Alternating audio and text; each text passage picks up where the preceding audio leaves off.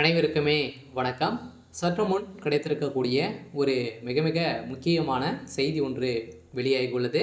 சற்று முன் உதயநிதிக்கு எதிராக நீதிபதி இறுதி தீர்ப்பு, உதயநிதி ஸ்டாலின் தலைமறைவு, போலீஸ் குவிப்பு, இது மாதிரி பார்த்திங்கன்னா செய்திகள் வெளியாயிருக்கு.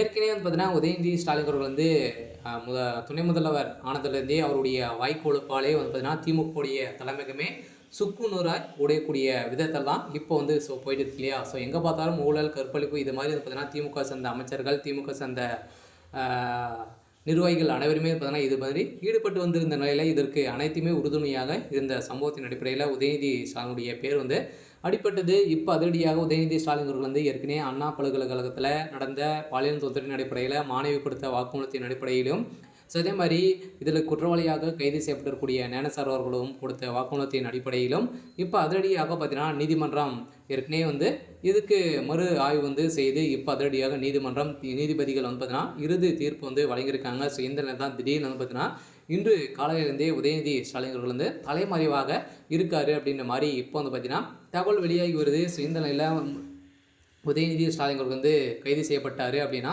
ஸோ திடீர்னு டெல்லிக்கு திகார் சிறையில் அடக்கப்படுறதுக்கான ஏற்பாடுகள் நடந்துட்டு இருக்குது. சொல்ல கட்டாயம் திமுகவுடைய தலைமையகம் இப்போ பார்த்தீங்கன்னா திமுகவில் 2-3 அமைச்சர்களும் பார்த்தீங்கன்னா ராஜினாமா செய்ய போகிறதாக ஒரு பேச்சுவார்த்தைகள் நடந்துட்டு இருக்குது. சொல்ல திமுகவில் நிறைய அடாவடித்தனங்கள் ஸோ நடந்துட்டு இருக்கு அப்படின்ற மாதிரி அமைச்சர்கள் அனைவருமே பார்த்தீங்கன்னா சபரீசன் அவர்களை வைத்து நிறைய மிரட்டுகளை நடக்குது. உதயநிதி ஸ்டாலின் அவர்கள் பார்த்தீங்கன்னா இது மாதிரி நிறைய விஷயங்கள்லாம் செய்துட்டு வராரு அப்படின்ற மாதிரி குற்றச்சாட்டுகள் எழுந்திருக்கு. இருந்தாலுமே இப்போ இந்த பாலியல் தொந்தரவின் அடிப்படையில் உதயநிதி ஸ்டாலின் அவர்கள் கைது செய்யப்படுறதுக்கான தீர்ப்பு வழங்கியிருக்காங்க. இருந்தாலுமே உதயநிதி ஸ்டாலின் அவர்கள் இப்போ தலைமறைவாக இருக்காரு அப்படின்ற மாதிரி இப்போ தகவல் வெளியாக இருக்குது. இதை பற்றி முழுமையாக பார்க்கலாம். அதுக்கு முன்னாடி மறக்காமல் நம்மளுடைய சேனலை சப்ஸ்கிரைப் பண்ணி சப்போர்ட் பண்ணுங்கள்.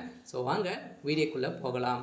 ஸோ பார்த்தீங்கன்னா உதயநிதிக்கு எதிராக ஏற்கனவே பார்த்தீங்கன்னா பாலியல் தொந்தரவின் அடிப்படையில் சொதரடியாக நிறைய வீடியோக்கெல்லாம் பார்த்தீங்கன்னா வெளியிட்டிருந்த அந்த சார் யார் அப்படின்ற மாதிரி கேள்வி எழுப்பியிருந்த நிலையில் அந்த சார் உதயநிதி தான் அப்படின்ற மாதிரி இப்போ அஃபீஷியலாகவே தகவல் வெளியாக்கி இருந்தாலுமே இதில் திமுக சேர்ந்த அமைச்சர் சுப்பிரமணியன் அவர்களும் சிக்கியிருக்காரு. ஸோ அவரும் பார்த்தீங்கன்னா அவருக்கு மேற்பட்ட 50க்கும் மேற்பட்ட வீடியோக்கள் தமிழகத்துடைய பாஜகவுடைய மாநில தலைவர் அண்ணாமலை அவர்கள் இப்போ சமீப காலத்தில் ஒரு 50 வீடியோக்கள் வெளியிட்டு இருந்தார்.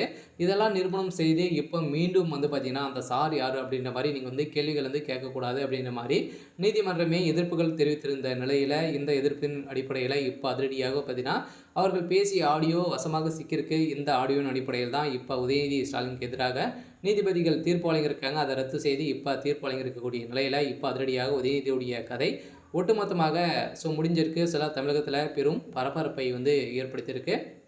சரி, ஓகே. ஸோ இன்னைக்கான அப்டேட் இதுதான். ஸோ மறக்காமல் நம்மளுடைய சேனலை சப்ஸ்கிரைப் பண்ணி சப்போர்ட் பண்ணுங்கள். தேங்க்யூ.